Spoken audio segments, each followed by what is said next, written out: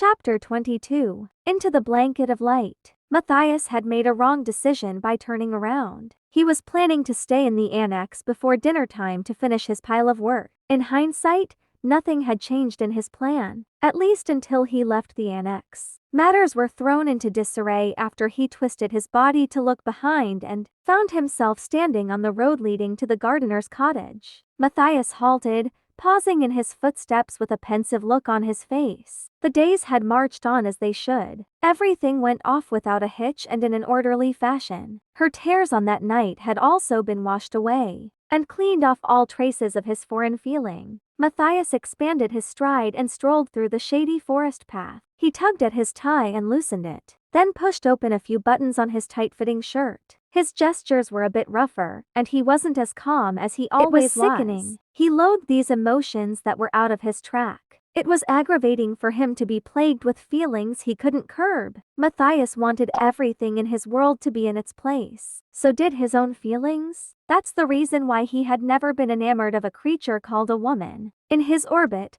the lust for sex was simply an instinct. He had never dwelled on it or been swayed by it. Rather, it was cumbersome, nothing more than a need to be adequately satisfied and dried away. Such desires, to begin with, didn't rule the roost in his mind. That's how the annoyance and discomfort he felt because of Layla grew and wreaked havoc on his stable world. Only she now could be in his world. His whole five senses were fixed on her, and blinding passion welled up deep inside him uncontrollably. There were often times when his gluttonous desire and lustful thoughts to possess her became too much for him to handle. Matthias was displeased as he learned he was obsessed with such trivial things. He couldn't even put it on his list of priorities. Layla Llewellyn was a good-for-nothing who belonged to that league. Still, he needed to make sure. The long line of the forest trees gradually petered out as the cottage building grew closer. Pondering,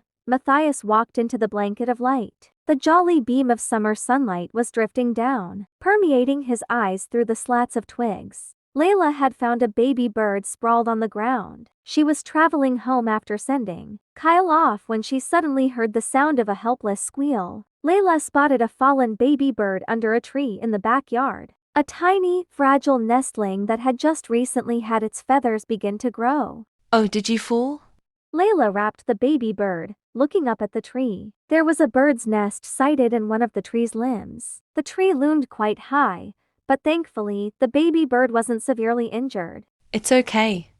I'll take you home. Layla tucked the baby bird into her apron's pocket. She hurried back to the cottage to take the ladder stashing in the warehouse. She securely leaned the ladder against the tree and started climbing up. The nest was nestled between branches higher than the ladder, so she had no choice but to clamber further. Climbing that high usually had never been a problem for her, but with the baby bird in her pocket, Layla became more circumspect in her movements and couldn't be as nimble as usual. After ascending the closest bough to the bird's nest, Layla snatched the branch with one hand and thrust the other into her pocket. She painstakingly stretched her arms as far as she could and safely handed back the baby bird to its nest. Too bad, just as she breathed a sigh of relief, her foot suddenly slipped off, and she lost her grip on the branch. The world spun upside down in a split second as her body bounced and lost its balance. She had managed to grab the branch's end and hold it tight, but the ladder had dropped to the ground. Alas,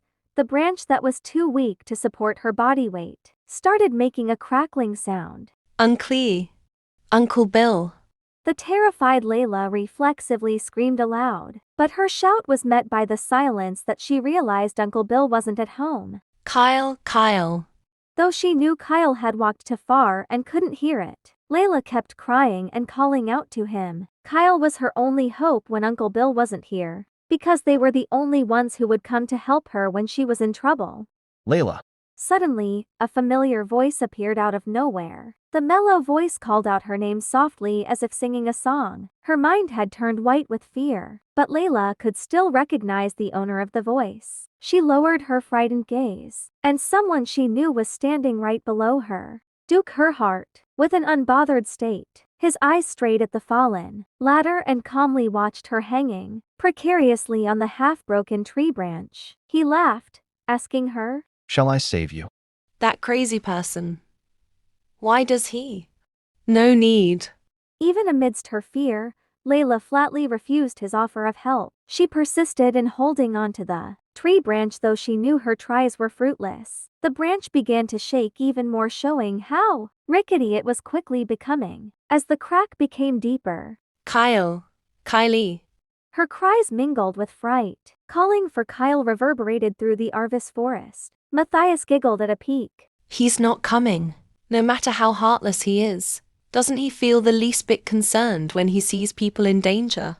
Layla soon understood that he was Duke of her heart. That insane Duke wouldn't be able to have a reasonable mind like a normal person. Go away. She snapped at him in annoyance and shooed him away. If you're not willing to help, just go. Why are you still standing there? It seems you're gonna fall. I'll call someone to save you. What did you say? I'm not such a heartless person, Layla. Matthias's lips curved into a drowsy grin. I'll call Mr. Etman, whom you were calling desperately. Well, let me see. What am I gonna do? Looking at the height, I think it's better to call Dr. Etman instead. God damn it. Layla felt she had every reason for mowing him down with a hail of the most virulent cusses. If only her position right now didn't hinder her from doing so. Essay, save me.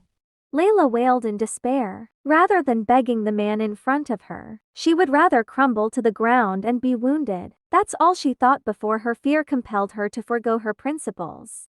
Are you sure? Matthias asked, leisurely taking off his coat. Call me, then. What? Call me. He took a few steps closer to the tree, before coming to a stop and staring longingly at her, as if he were waiting for the moment of her fall if his demand would not be met. Layla freaking knew it, that he was a man capable of those deeds. Duke, please. Layla begged him with teary eyes and her voice miserably sobbing. Dukey. Her plea grew more despondent as the moment for her fall drew nearer. After she hailed him for the millionth time, the branch ended up broken. She fell. Layla's mind went blank. Her vision became hazy as her body floated down from the tree. Then he cometh. Matthias ran hell for leather towards the tree and embraced her deeply in his arms. Their bodies bumped onto the ground, but Matthias refused to let go, and kept hugging her with all his might. The dirt and dust broom clouding them colliding on the soil gradually dissipated. Layla's head was buzzing, but slowly she got her consciousness back. Soft. It felt pillowy and unbelievably cozy even though she had fallen from a elevated place. Layla opened her eyes. The warmth she felt belonged to a man whom she had unknowingly hugged tightly. Duke, her heart lay underneath her, and she was blanketed safe and sound in his arms. She could feel the sound of his beating heart, transmitted to her chest, that were intimately in touch with each other. His arm muscles wounded around her waist and the back of her head stoutly were incredibly strong. As she slowly raised her head, a faint minty scent of water could be smelled from the nape of his neck. His skin was smooth and warm and mantled with a wonderful fragrance. The heat which had started from her cheek quickly dispersed throughout her body in no time. It gave Layla a startled shudder when her body started to reheat. She wrestled her hardest to escape from him, glossing over the shame as their bodies were entwined in a close knot. He was too big and too hefty. Matthias' bondage had only got him stronger the harder she tried to secede. Stay still.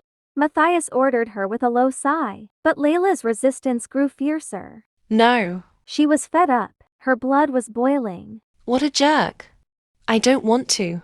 Layla tried to scream, but she didn't get a single word in. Matthias's choking embrace, which was trapping her, meanwhile became growingly hot. His head and waist hugging her were ever mightier. All of those strange yet unfamiliar sensations were getting a wall to her, and Layla couldn't take it any longer. She was scared shitless and desperately tried to break free. But the more she wanted to resist, the more helpless she felt. Whatever she did, Layla couldn't push herself off of him. The moment her delusion soon coalesced with her worst dread. Without heed of, she blindly bit the Duke's ear. Act. Matthias grimaced in pain and straight off shoved her backward. He was dumbfounded, but soon, his mouth twisted in a pucker of amusement. Matthias found it hilarious watching her trembling so badly when she was the one who had savagely assaulted him. Layla's vivid green eyes glared at him ferociously, acting as she wanted to rip him into pieces. Matias stopped laughing.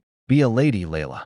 Matias lightly caressed his bitten ear, immediately grabbed Layla by the hair without batting an eye. Without reflexes, she had been pushed to the ground. Matias' visage loomed above her, glowering at her with his void-slitted eyes. So this is what I get in return after saving your life?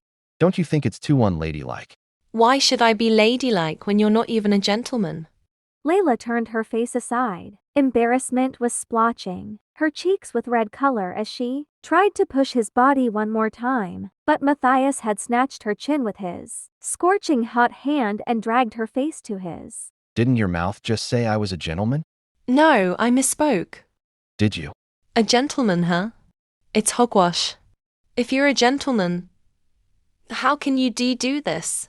Layla stammered with a face that was going to break into tears and struggled to get away from him. Matthias's eyes narrowed. A small furrow formed between his eyebrows as he looked at Layla, rubbing her lips, as if they had been polluted with something filthy. Please step aside. Layla glared at him with a sullen look invading her face. Something like this, Arg. A shrill scream came out, letting the last syllable hang in the air. Matias had lowered his head and bit back her ear. All happened in a snap, almost unexpectedly. With a relentless thud, Matias slammed her onto the earth. He gripped her clawing little hand, hindered her move, and roughed up her ear. Ack. Her shrieking breath fell when Matias began to suck and nibble on her lobe. Matias initially planned to repay what she had granted him, but he had changed his mind and pushed her with a tenacious force. Layla groaned and twisted her body when he bit her clammy earlobe hard. The sound of sobbing and gasping was muggy and oven-like. Matias' weight pressed her flailing limbs and branded his teeth mark all over her reddish ears. A satisfied smile presented on his face after he saw Layla's messy countenance. Her innocent eyes were soggy, transparently swollen with tears. Her slightly open lips, which were even darker than its hackneyed shade, gulped in a lungful of heavy air. Matias tightly clutched her crumbly, intertwined fingers and sensuously devoured her moist lips. Astonished by his sudden kiss, Layla firmly clenched her lips, but Matias had easily dispatched her resistance. This sweltering summer would end by soon enough. Matias perfectly got the picture. Still, it didn't stop him. He kept shoving his hasty tongue in, sucked it up, and swallowed it as if he meant to engulf her. Pellucid saliva, moaning voice, and rough breathing began to flow through their overlapping lips.